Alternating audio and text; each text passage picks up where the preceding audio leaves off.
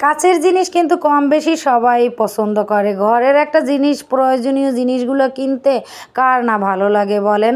আমার একটা সেট মানে ননস্টিকের সেটের অনেক দিন ধরেই স্বপ্ন ছিল যে অনেকগুলা একসাথে আমি কিনবো। তো এর আগেও আমি অনেকগুলোই ননস্টিকের সেট কিনছি, সেগুলো আমি ব্যবহার করতেছি অনেক ভালো।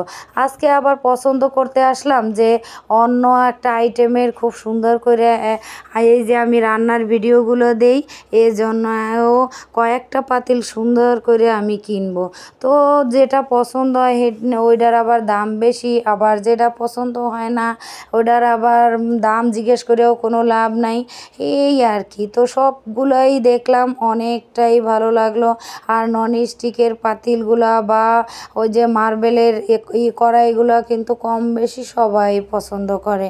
আমার সেটটাও অনেক সুন্দর। তারপর ওইখান থেকে মোল্লা টাওয়ার থেকে ঘুরে আইসা তারপর যখন পছন্দ না হয়েছে তখন আমি লুৎফন টাওয়ার থেকে আনছি। ওই সেটটাও অনেক সুন্দর ছিল। মোটমাট আমার 4,500 টাকা এই সেটটা নিয়েছিল। আর 4টা পাতিল ছিল এবং 3টা ঢাকনা ছিল।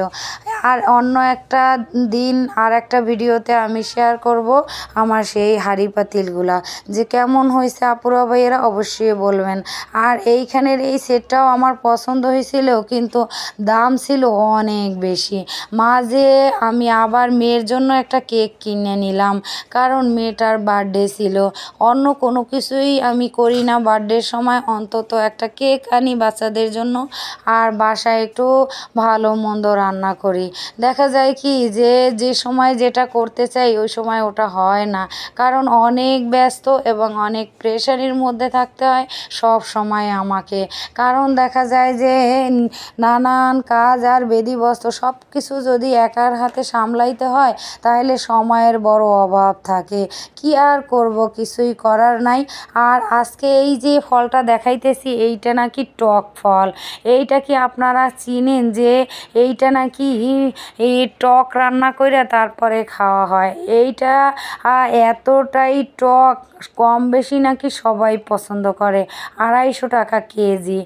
আর এই যে সরিষা ক্ষেতটা অনেক দিন আগে আমি বাড়িতে গেছিলাম তখন তুইলা নিয়ে আসছিলাম। আর এই স্মৃতিটা আমার যে কত ভালো লাগে কি আর বলবো আপুরা ভাইয়েরা। সাথে আমার মাও ছিল এবং বাচ্চারাও ছিল।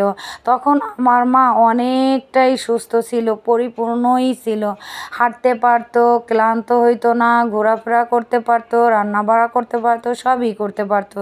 কিন্তু কয়েকটা দিনের অসুস্থতে আমার মা অনেক ক্লান্ত, অনেক অসুস্থ।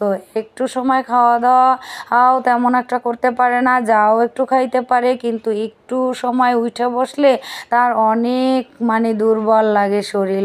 কবে যে পরিপূর্ণভাবে ঠিক হবে আর কবে যে কি করবে আল্লাহ রাব্বুল আলামিনই ভালো জানে। আমার মায়ের জন্য সবাই দোয়া